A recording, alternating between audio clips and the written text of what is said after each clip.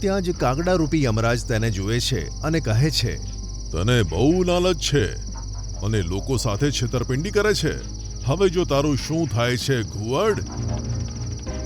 કાગડાના રૂપમાં રહેલા યમરાજ પથ્થરની ગદાને તેના ગળામાં જ સ્થાપિત કરી દે છે. ઘુવડ ઘરે જઈને ગદા નીકાળવાનો પ્રયત્ન કરે છે, પણ તે નીકાળી જ નથી શકતો. જેવો તે ગદાને નીકાળવા જાય છે, તે ગદા વધારે ને વધારે ભારે થઈ જાય છે, જેના કારણે તે ખૂબ જ હેરાન થાય છે. બીજા દિવસે પક્ષીઓ તેની નમેલી ગરદન જોઈને તેનો મજાક ઉડાવે છે. પછી નિમ્મી તેની પાસે આવે છે. ઘુવડ નિમ્મીને કહે છે, બહેન, મને માફ કરી દે. મેં કાવતરાથી તારા બધા દાડમના દાણાને પોતાના બનાવ્યા. તેની જ સજા મને મળી રહી છે. મને માફ કરી દે અને તારા ભગવાનને જઈને કહે કે મારી ગરદનનું વજન ઓછું કરે. જ્યારે ભગવાન મને લેવા આવશે તો હું એમને કહીશ કે તારું દુઃખ ઓછું કરી દે.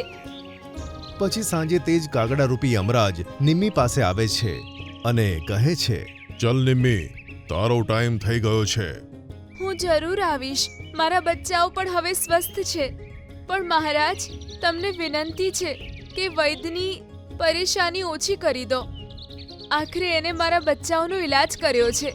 નિમ્મી, તું ખૂબ દયાળુ છે.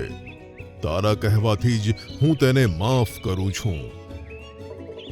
ઘુવડની ગદા ગાયબ થઈ જાય છે. પછી નિમ્મી યમરાજની સાથે જતી રહે છે.